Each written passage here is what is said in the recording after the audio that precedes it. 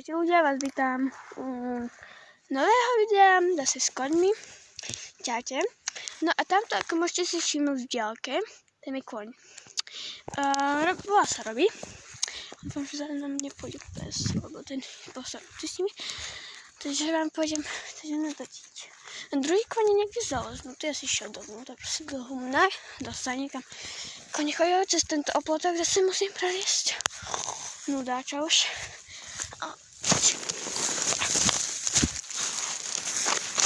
Hotovo, prelízme. Tam je ďalej, tam sa proste pasie. Neviem, ako vám to ešte mám. A nejde za mňa. Proste nejdem zozadu, lebo auto by bolo oškodničné. Pre mňa. Všimne od boku. Nieko si takto to budem proste.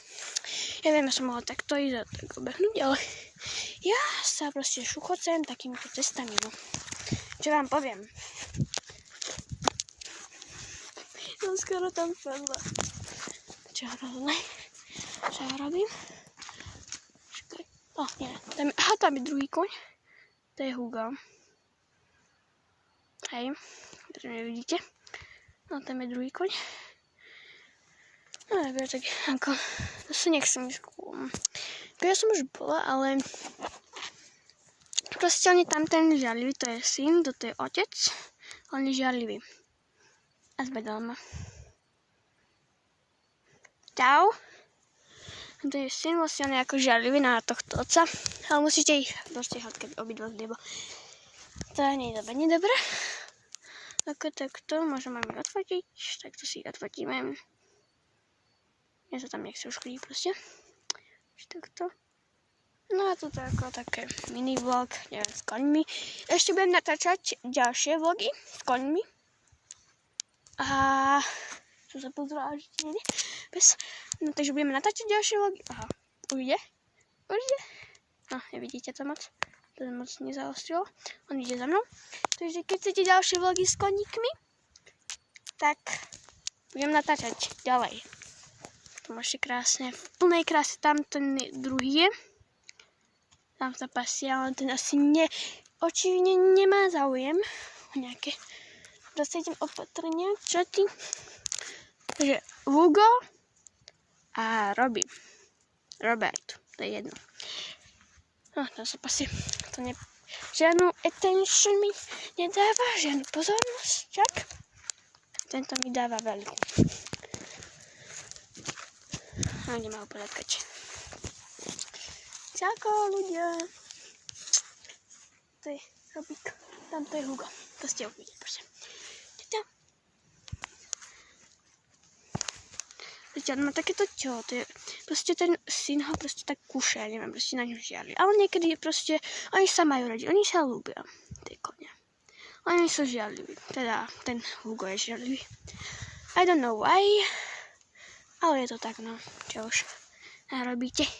Predtým, keď bol ten Hugo mladší ako dieťa, proste žebe, decko, tak tu bol šéf. Šéf bol tento. A teraz je tam ten šéf. Tamten. Čo chceš? Kamera je? Dobrá? Čo? Dobre. Ďalšie vlogiky budú zajtra, aj neviem čo pozajtra. Budeme vlogovať a tam tomu sa mi už nechce, keď bude bližšie, tak pôjdem. Tak, čau, no, dobre, čau.